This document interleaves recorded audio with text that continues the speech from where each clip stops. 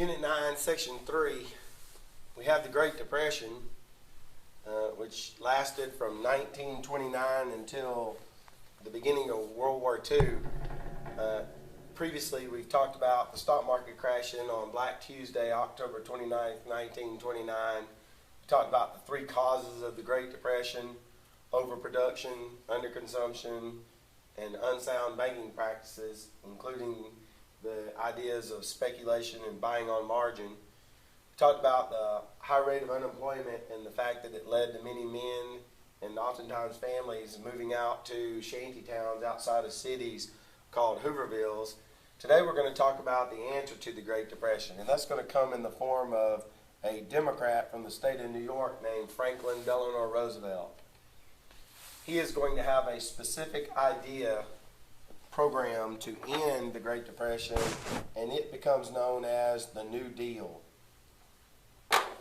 The first New Deal, lasting from 1935 to 1935, included government programs, government works programs to put Americans back to work. Roosevelt referred to these as the 3 R's: relief, recovery, and reform. One of the first things that he did in 1933 was start a program in the state of Tennessee to dam up the Tennessee River.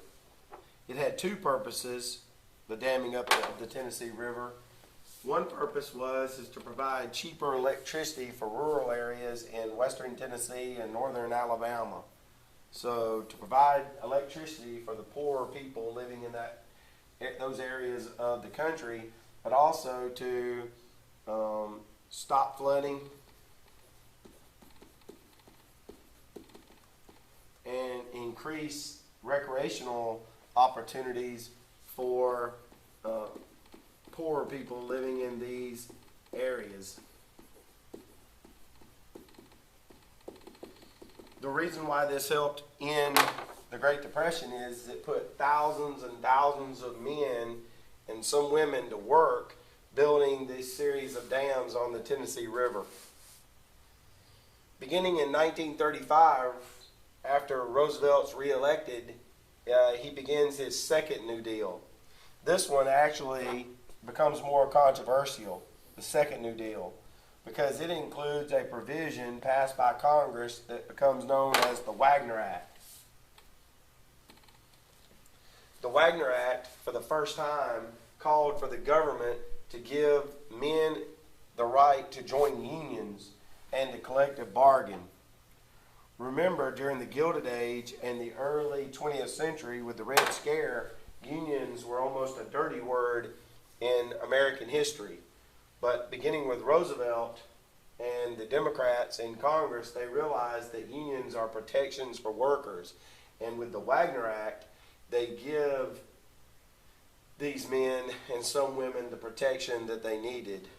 Also in the second New Deal that was rather controversial was the Social Security Act.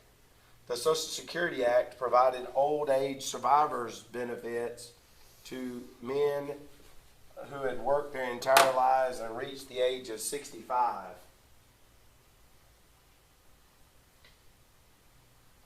This concludes the Unit 9, Section 4, about Franklin Delano Roosevelt's answer to the Great Depression with the first and second New Deal.